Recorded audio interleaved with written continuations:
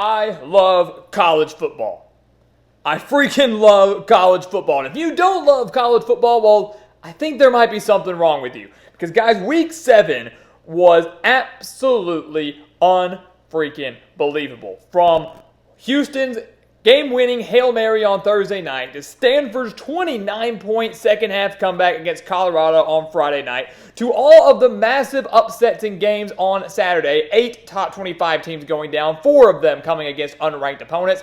This was an unbelievable weekend of college football. Today, guys, we're here to break down everything from this last week, the impact it's going to have going forward, just recapping some of the biggest moments from what might be one of my favorite weekends in recent memory. So welcome back to the Gridiron Expert. We're so glad that you could join us today. As always, please continue to like, to comment, subscribe, share our videos, and check out everything down in the description below, including these expert picks right here. Guys, go sign up for those today. We don't know how many times we have to tell you that if you want to win big, if you want guaranteed winnings this college football season, this is the place for you. Another 70% week against the spread. We're hitting 63% of our bets in 2023. It's 46 and 27 so far this year. We're on a 43-18 run over the last 6 weeks.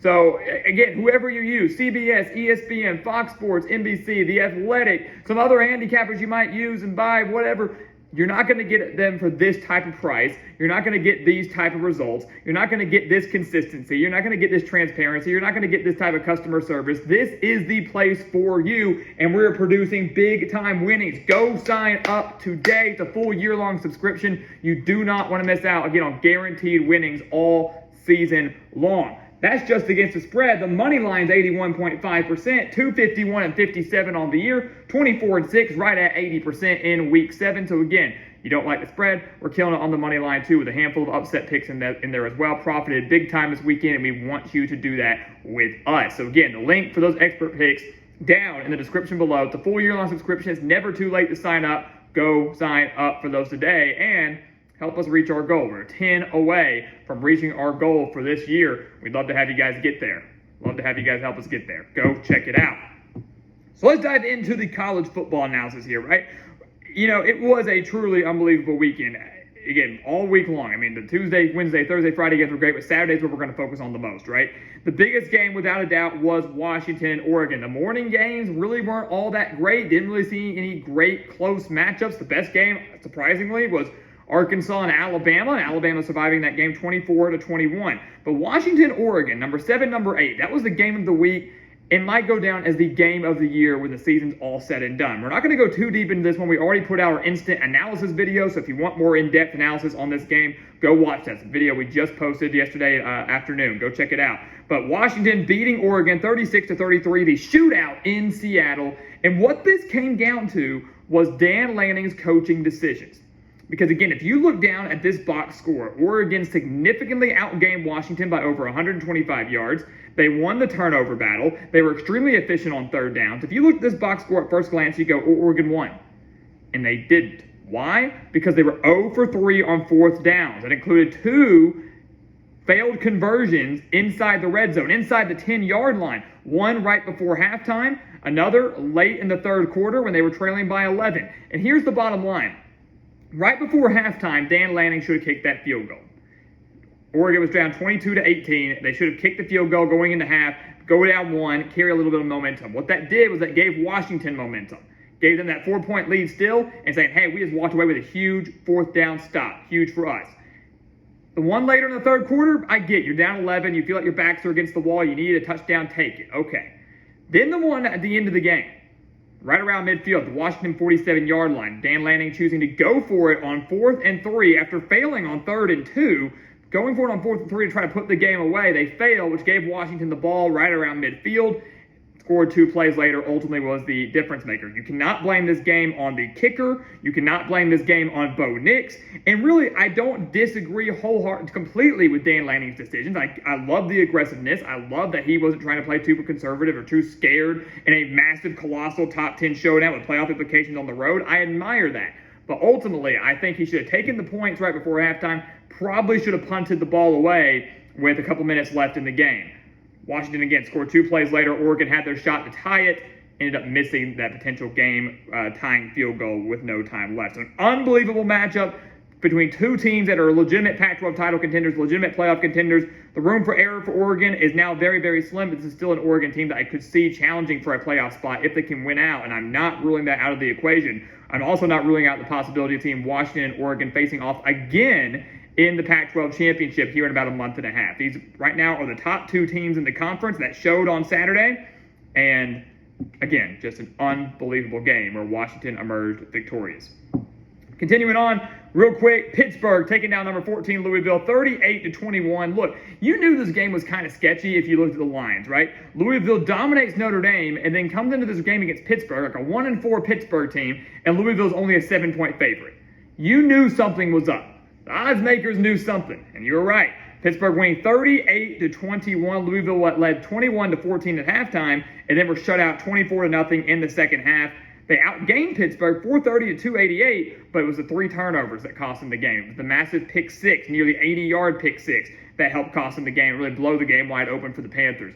So Louisville destroys Notre Dame, then gets killed by Pittsburgh. The team that, Louisville destroyed last week, Notre Dame, then defeated and crushed USC, who was, many thought would be a Pac-12 title contender, and they still are because it's a non-conference loss. But Notre Dame, who is at 21st, who unfortunately is out of playoff discussion, annihilated a top 10 USC team 48-20 in South Bend. And honestly, what this does, it puts a huge damper on USC's playoff hopes. A USC team that was hoping to still get in, and they can if they win out, very unlikely though, took this massive 28-point loss to a Notre Dame team that we've all known, or at least should have known, was much better than the record indicated, losing at the final second against Ohio State, losing on the road poorly to Louisville, mostly in part to all those turnovers that Sam Hartman committed. They came out a man on a mission, a team on a mission, forced Caleb Williams into not 1, not 2, but 3 interceptions in the first half alone. Those interceptions led to 21 Notre Dame points, leading them to a 24-6 halftime lead.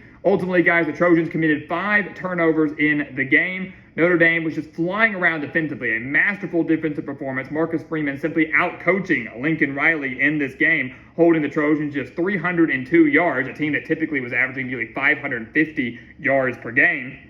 This Notre Dame team, guys, is really, really good and probably could end up winning out, finishing the regular season at 10-2, which is, again, why it's such a shame they couldn't win against Ohio State or Louisville, because at 11-1, I think they might have that argument to get in as that 4th team, especially with a 28-point win over USC. But a massive victory in South Bend, a massive upset, even though the Fighting Irish were slightly favored. USC, now a long, long road ahead, still have to play Utah, Washington, Oregon, and UCLA.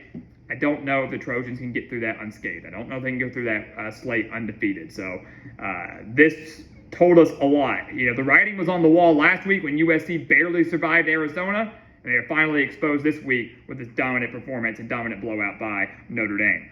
Another top 25 matchup here, one that shouldn't have been. North Carolina, number 12, beating number 25, Miami, 41-31. Again, Miami should not have been ranked. I'll stand by that. But the Hurricanes did put up a valiant fight for a half, led 17-14 at halftime, and then UNC outscored the Hurricanes 27-14 the rest of the way in the second half. The game looking a little bit closer than it really was. Miami adding a few late touchdowns there. North Carolina dominated that second half. 27-14 doesn't sound like they outscored them by a lot, but they dominated that second half. Drake May followed up that 440-yard performance against Syracuse with a 273-yard, 4-touchdown performance against the Hurricanes, and 3 of those 4 touchdowns going to Tez Walker. We said that in our prediction video last week. We said Tez Walker will be more involved and will have a big game against Miami. Don't believe us? Go look it up. Go watch that video. And that's exactly what he did. It's just his second game since being granted eligibility from the NCAA. Second game, 132 yards and 3 touchdowns. Talk about making an impact. Talk about giving this North Carolina offense that was already dangerous without him, making them even more dangerous. And don't disregard Amarian Hampton as well. 197 rushing yards and a touchdown on the day. The Tar Heels had 508 total yards, held Miami to just 91 rushing yards, forced 4 turnovers. That UNC defense a lot better than people think and realize. And North Carolina, guys, has a very favorable schedule coming up. These next 3 games for them are very, very winnable. Should, in theory, win all of them. Can't, judge anything yet, but should win all of them, which could put them at 9-0 with a few weeks remaining, meaning you should be taking North Carolina very seriously as the second best team in the ACC, only behind Florida State, and a possible college football playoff contender as well. No doubt about it. Sticking in the top 25 real quick, number 15, Oregon State, taking down number 18, UCLA, 36-24. Another game Kind of like that Miami-North Carolina game that made it look a little bit closer than it really was. That Oregon State defense was phenomenal. Forced 3 turnovers, including a 67-yard pick six with 48 seconds remaining in the first half. That was the difference maker to me. That was the game that kind of blew it wide open right before halftime and kind of just gave life to Oregon State and demoralized UCLA. That was pretty much what we saw. Dante Moore did not have himself a great game in Corvallis, which has quickly become one of the most difficult places to play, not just in the Pac-12, I'd say, but in the entire country. The Beavers did allow 284 rushing yards in the game. That's a concern. Got to shore up that rushing defense. But again, we're phenomenal at creating pressure on Dante Moore, forcing him into consistent mistakes, only allowed 169 passing yards.